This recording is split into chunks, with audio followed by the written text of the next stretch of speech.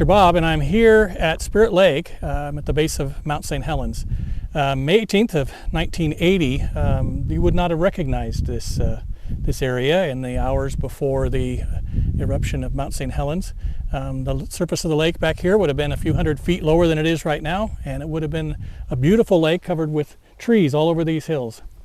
But as the beginnings of the eruption at Mt Saint Helens began, you had first a great mass of the mountains come sliding down the hill and into what was Spirit Lake.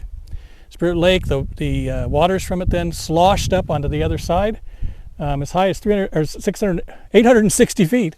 And when they retreated back to the area of the lake, not only was the surface of the bed of the lake several hundred feet higher, but you had the surface of it covered with over 1 million trees that had previously been up on the side of this mountain.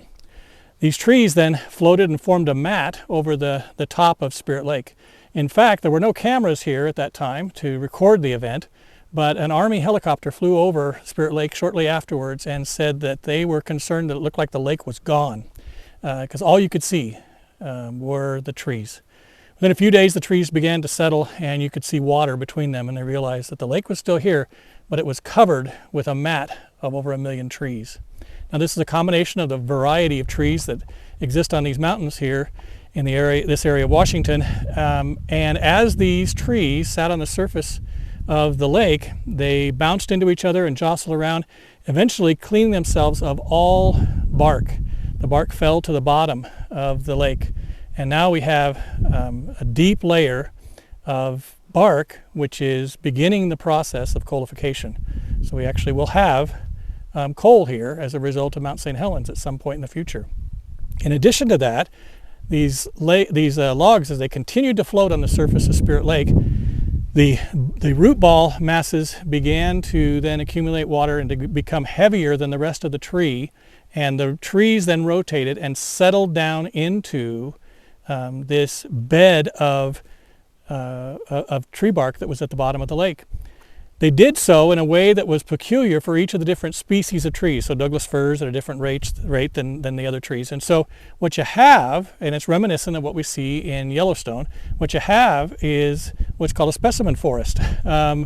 When you have the forest of a certain type of tree, and then at another level from those trees, you would have a surface of another group of trees. Now, these trees, they appear to have planted themselves, so some group coming along afterwards might think that these were actually forests that were inundated at a variety of different times to become then petrified trees, like again we see in Yellowstone.